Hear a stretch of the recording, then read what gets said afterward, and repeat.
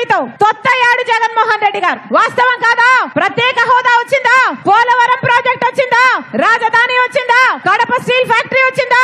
మరి ఎందుకు పొత్తు పెట్టుకున్నాడు చంద్రబాబు గారు? మరి ఎందుకు తొత్తయ్యాడు జగన్మోహన్ రెడ్డి గారు? వాళ్ళ స్వప్రయోజనాల కోసం ఆంధ్ర రాష్ట్ర ప్రజల హక్కులు మొత్తము తాకట్టు పెట్టారు బీజేపీ పార్టీ.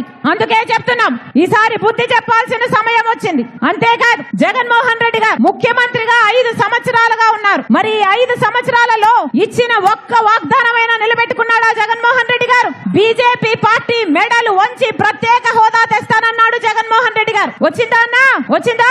రాజధాని వచ్చిందా? అందరికీ అన్ని ఉన్నాయే. హైదరాబాద్ ఉంది, చెన్నై ఉంది, బెంగళూరు ఉంది. మనకేముందన్నా? మనకేముంది? చేతిలో చిప్ ఉంది, నెత్తి మీద కుచ్చు టోపీ ఉంది. ఉందా రాజధాని? చంద్రబాబు గారేమో సింగపూర్ చేస్తానన్నాడు, జగన్మోహన్ రెడ్డి గారేమో 3 రాజధానిలు అన్నారు. తీరా చూస్తే మనకేముంది?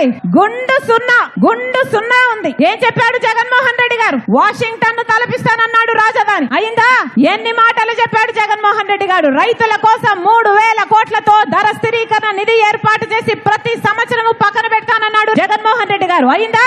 4000 కోట్లతో పంట నష్టపోతే పంట నష్టపరిహారానికి ప్రతి సంవత్సరము పక్కన పెడతానన్నాడు జగన్మోహన్ రెడ్డి గారు. పెట్టాడా? సంక్రాంతి వచ్చినప్పుడల్లా జాబ్ క్యాలెండర్ వస్తుందన్నాడు జగన్మోహన్ రెడ్డి గారు. వచ్చిందా? పూర్తి మద్యపాన నిషేధం చేస్తానన్నాడు జగన్మోహన్ రెడ్డి గారు. చేశాడా?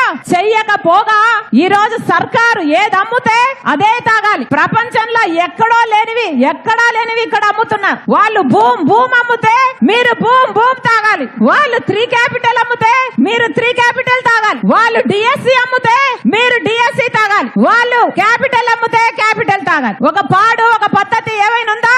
మొత్తం ఎక్కడ చూసినా mafia, land mafia, sand mafia, liquor mafia. అన్ని సరిపోవు అన్నట్టు హత్య చేసిన వాళ్ళను పక్కన పెట్టుకుని తిరుగుతున్నాడు జగన్మోహన్ రెడ్డి గారు. సొంత చిన్నానను గొడ్డలితో 7 సార్లు హత్య చేసి నరికి చంపించారు అని సిబిఐ ఆరోపిస్తున్న అవినాష్ రెడ్డి గారిని 5 సంవత్సరాలు కాపాడమే కాకుండా మళ్ళీ అదే అవినాష్ రెడ్డి గారికి టికెట్ ఇచ్చాడు జగన్మోహన్ రెడ్డి గారు. న్యాయమేనా?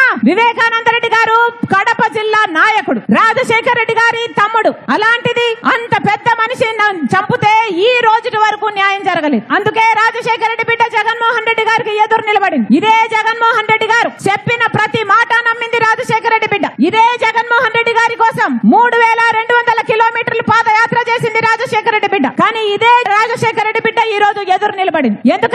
ఎందుకంటే ముఖ్యమంత్రి అయిపోయిన తర్వాత జగన్మోహన్ రెడ్డి గారు ఒక మారిపోయిన మనిషి కాబట్టి. ముఖ్యమంత్రి కాకముందు రాజశేఖర్ రెడ్డి గారికి చావు వెనుక రిలయన్స్ హస్తం ఉంది అని చెప్పిన జగన్మోహన్ రెడ్డి గారు ఆ తర్వాత ముఖ్యమంత్రి అయ్యాక రిలయన్స్ సంస్థ వాళ్ళకి పిలిచి మరి రాజ్యసభ సీట్ ఇచ్చాడు. మరి ఏమనుకోవాలి? తండ్రిని చంపించిన వాళ్ళకి మీరు ఇచ్చారు అనుకోవాలా, లేకపోతే ఆ రోజు మీరు చెప్పిన